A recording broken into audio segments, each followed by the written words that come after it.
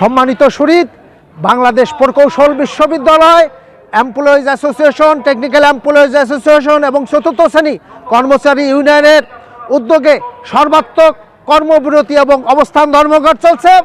এখন আপনাদের সামনে বক্তব্য রাখছেন বুয়েট চতুর্থ শ্রেণী ইউনিয়নের সাবেক সভাপতি জনাব রফিক মিয়া। চলুন আমরা তার বক্তব্য শুনি। আমার সাহিত্য সেটা হবে না, কথাটা বলি, আমি পুরান হিসাবে কথাটা বলি। আমি আগেও বলেছি, এখনো বলেছি, আমার 14 গোষ্ঠী এখানে চাকরি করতে বলে আজকা বিশ্ববিদ্যালয় মনে করে কথা। আমার বয়স, আমার জন্মের মধ্যে আমি আগেও বলেছি, এখনো কথাটা বলি, আমরা অত্যন্ত প্রকৌশল বিশ্ববিদ্যালয়ে মেধাবী টিচারদের কাজকর্ম করি, অত্যন্ত সাদা ভালো শোনার মানুষ। আর এই মেধাবী টিচারের থেকেই ভাইস চ্যান্সেলর নিয়োগ হয় প্রতি বছর, 4 বছর পর পরে নিয়োগ হয়। আমরা জানি অলরেডি বুয়েটে যে মেধাবী টিচার থেকে ভাইস চ্যান্সেলর নিয়োগ করা হয়, এটা আমরা গর্ববোধ মনে করি। আমি আজকে সংগ্রামী সাথী বন্ধুরা, এই জন্য বলি যে আমার আজকে রুটি রোজগারের যে কথাটা, বর্তমান মাননীয় প্রধানমন্ত্রী শেখ হাসিনার পিছনে কিন্তু আমরা থাকি। আমার তারা বলে গেছে কথাটা সত্য, অত্যন্ত সত্য। ব্যারিস্টার সুমন ভাই বলেছিল যে একটা লোকের কয়টা বাড়ি লাগে এবং একটা লোকের কতগুলো টাকা লাগে, এই মিডিয়া আপনারা দেখছেন। আমি সেই কথাগুলো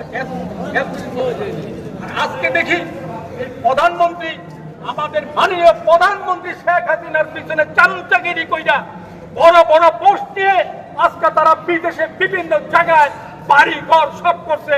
কিন্তু মাননীয় প্রধানমন্ত্রীর শখ ছিল বাংলাদেশ বানানো একটা ডিজিটাল বাংলাদেশ, আর সেই প্রত্যাশাই আমরা সবসময় করছি হবে। আজকে আমরা যেই বেতনে চাকরি করি, গিয়া দেখেন আরেক ভাই কথাটা বলে গেছে, বাজার দর কিনে দেখেন। আমি সেদিকেও যাবো না, এটাও অনেক কথাবার্তা আছে। বাজার করেন, সংসারী চালান। আমার 3টা বাচ্চা ঢাকা ইউনিভার্সিটিতে লেখাপড়া করে, এই রফিকের পিওনে চাকরি করে দেখেন আমি কিভাবে শিক্ষা শিক্ষা করে নানান কাহিনী করে তারপরে ছেলেবেলে মিলে মানুষ সংগ্রামী সাথী বন্ধুরা, আমার এই জীবনে বিশ্ববিদ্যালয়ের মধ্যে কোনো সময় কোনো টিচারের বিরুদ্ধে কোনো কথা বলিনি। অত্যন্ত মেধাবী টিচার সবসময় থাকছে আর থাকবে। আমরা আজকে যে প্রজ্ঞাপন, যেই কথাটা আমরা যেটার জন্য আমরা আজকে মিটিং করেছি, সবসময় আপনারা দলবদ্ধভাবে থাকবেন। আশা করি কারো কোনো বিপদ হবে না। বিপদ হলে আমার 3 সংগঠনের নেতৃবৃন্দ, ফেডারেশনের মাননীয় সভাপতি উপস্থিত আছে, এখন মাথায় রেখে তারপরে আপনারা ঐক্যবদ্ধভাবে আসেন। ভয়ের কোনো কারণ নাই, কথা আমার ঠিক আছে।